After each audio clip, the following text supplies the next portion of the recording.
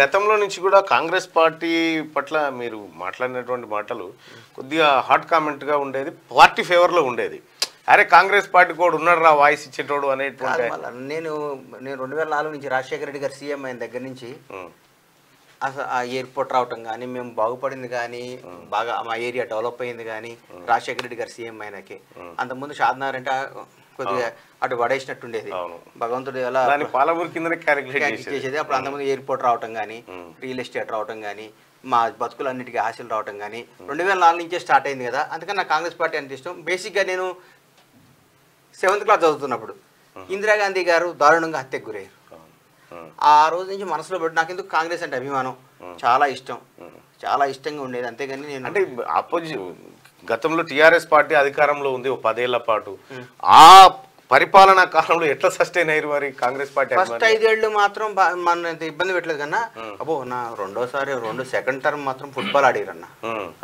అయ్యమ్మా ఆయన ఆ భగవంతుడు ఉన్నాడు కాబట్టి, ధర్మం ఉంది కాబట్టి, భగవంతుడు దేవుడు ఉన్నాడు కాబట్టి, న్యాయం ఉంది కాబట్టి, నేచర్ ఉంది కాబట్టి ఈసారి టీఆర్ఎస్ ఓడిపోయింది కన్నా.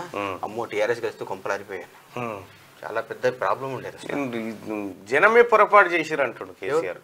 ప్రజలే పొరపాటు పడ్డారు. చాలా తెలంగాణ ప్రజలు ఎంత గొప్ప వాళ్ళు అంటే ఈ భారతదేశం మొత్తం మంట పెట్టకుండా భారతదేశాన్ని కాపాడారు. తెలంగాణ ప్రజలు దేవుడితో సమానం. తెలంగాణ ప్రజలు ఎంత దేవుడితో సమానం అంటే ఈసారి గెలిచుంటే మంట పెడతాన్నాడు కేసీఆర్ గారు. ఆ మంట లేకుండా అయిపోయింది కాబట్టి తెలంగాణ ప్రజలకు భారత ప్రజలు అందరూ రుణపడి ఉండాలి. అరే నాయన మీ మంటలు గింటలు మా దగ్గర లేవురా నాయన, మా గిట్రోలు మా దగ్గర లేదురా నాయన అని చెప్పి వాళ్ళు రుణపడి ఉండాలి మనకు. అసలు ఎందుకు కేసీఆర్ ఓడిపోవడానికి కారణం ఏంటంటే ఇగో అన్న, ఇగో నేను అనేది ఎవరికి వచ్చినా సరే భగవంతుడికే రావద్దన్న. నేను అని, మనము అని రావాలి, మనందరం ఒకటని రావాలి, నేను అని రావాలి. ఇవాళ మంచిగాని రేవంత్ రెడ్డి గారు 90 రోజులు అయింది. ఏ రోజైనా సెలవు పెట్టిండా?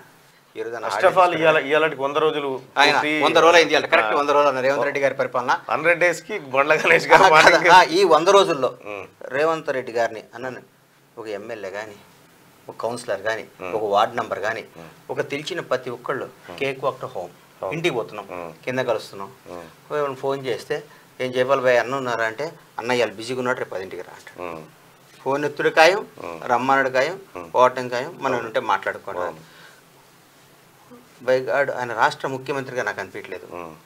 ఏమని ఇంట్లో పైన పెద్ద అన్న ఒక ఎమ్మెల్యే దగ్గర పోవాలన్నా ప్రోటోకాల్ ఉండదు గతంలో. అవును, ఒక ఎమ్మెల్యే దగ్గర కూడా చెప్పకుండా వస్తే ఎట్లా అనేది, ఒక ఎమ్మెల్యే చెప్పకుండా వస్తే ఎట్లన్నా మాకు లైఫ్ ఉండదా అనేది. రాష్ట్రానికి ముఖ్యమంత్రి, భారతదేశంలో ఒక తెలంగాణకు ఒక ప్రత్యేకమైన స్థానం ఇవ్వాలి. ఆ స్థానానికి ముఖ్యమంత్రి ఉండి కూడా మామూలుగా పోతున్నాం, కలుస్తున్నాం, పలకరిస్తున్నాం. ఇది కావాలి కానీ, అందుబాటులో ఉండే నాయకుడు కావాలి కానీ ఓయమ్మ సీఎం గారిని కావాలంటే తిరుపతి దర్శనం అని అవుతుంది కానీ ఇక్కడ అవుతుంది రా అన్న ఫీలింగ్ వస్తే ఎవరికైనా రాదా అన్న? ఓటు కదన్నా. ఒకసారి కొలువు వస్తే 60 ఏళ్ళు ఉంటే వాడు ఏం చేసినా నడుస్తుంది, ఏసీబీ రైడ్ చేస్తే తప్ప. అంతేకన్నా ఏసీబీ రైడ్ వేస్తే తప్ప ఏం చేసినా వాళ్ళదే రాజ్యం కదా. ఇది 5 ఏళ్ళకి నా కొడుకులు రెడీగా ఉంటారు గుద్దు.